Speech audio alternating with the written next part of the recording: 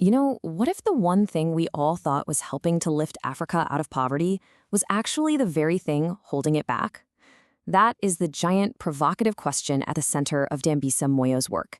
And today, we're diving deep into her incredibly controversial argument that for many nations, foreign aid isn't the cure, it's a fundamental cause of their economic problems. And this quote from Moyo, it just cuts right to the chase. See, for her, this isn't just about poverty or healthcare as separate little boxes to check. No, for her, economic growth is the master key. It's the one thing that unlocks progress on literally every other front. Without it, she says we're just playing whack-a-mole with symptoms instead of curing the actual disease. All right, so let's dig into that first. Why is growth so important, so non-negotiable in her view?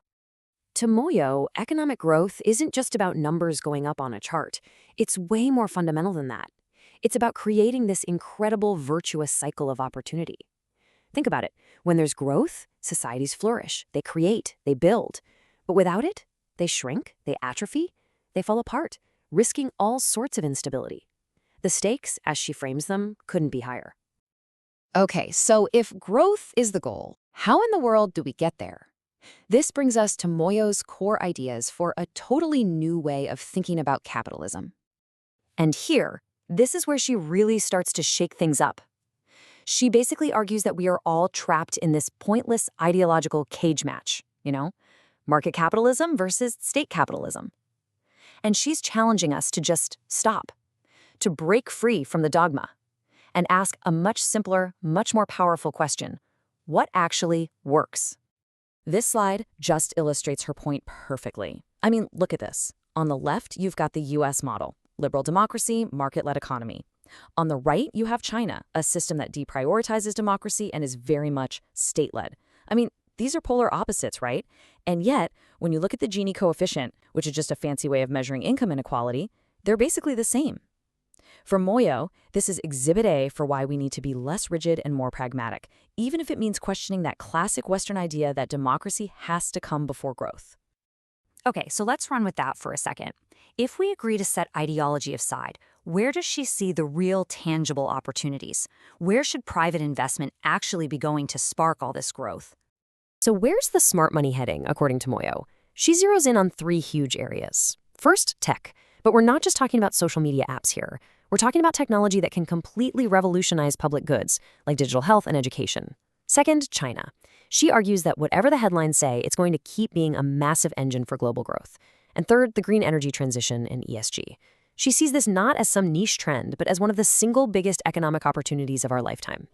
So you see, her whole vision is fundamentally about looking forward. It's about shifting our focus away from these old, tired aid models and instead unleashing the power of private markets, real investment, and true innovation to solve our biggest global problems.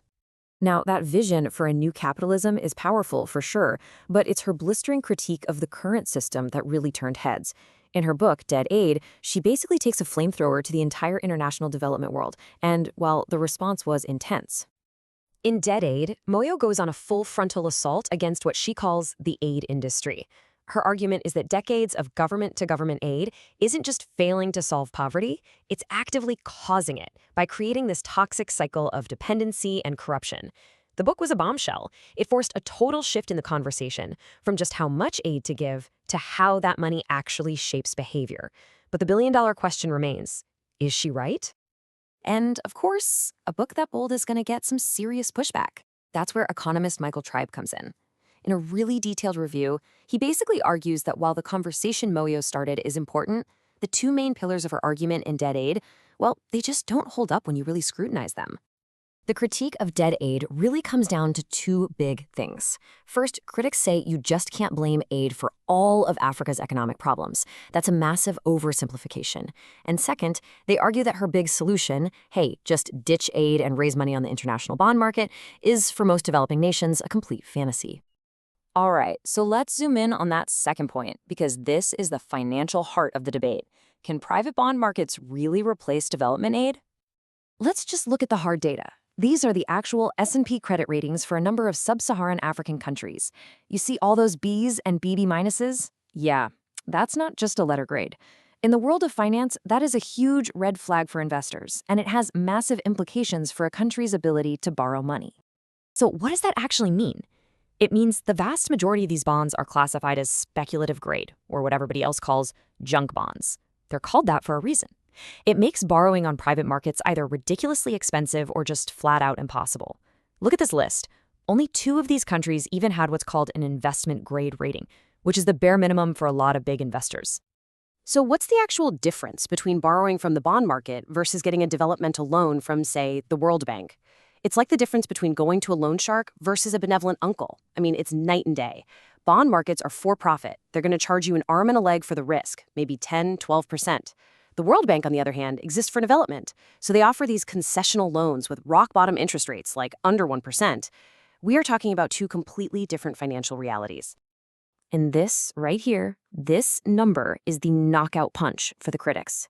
They point out that Moyo's proposal would make the cost of borrowing money about 13 times more expensive for these countries. 13? I mean, think about that. That's an absolutely massive, potentially crippling hurdle for any developing economy. Okay, but what about corruption? Moyo's big point is that aid enables corrupt governments. But critics, like Michael Tribe here, push back hard. They say, look, money is money. Corruption is about the abuse of available funds, no matter where they come from. There's no magic spell that makes bond money immune to the exact same problems that can sometimes plague aid money. So, where does all this leave us? Well, it's pretty clear this isn't a simple issue with an easy answer.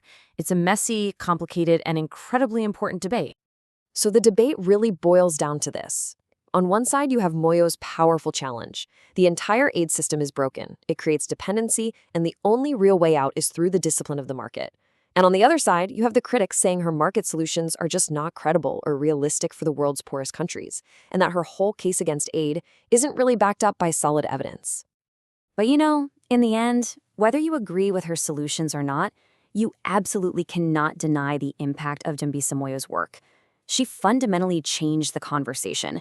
She forced the world to stop asking the simple question of how much aid we should give and start asking a much tougher, much more important question. How does the way we finance development actually shape incentives and behavior on the ground? And that brings us right back around to her core principle. If we take her at her word, if ideology really is the enemy of growth, then we're left with one last massive question. What does a truly pragmatic path forward actually look like? One that sees the real dangers of dependency but also respects the harsh realities of global finance. The debate she started is far, far from over.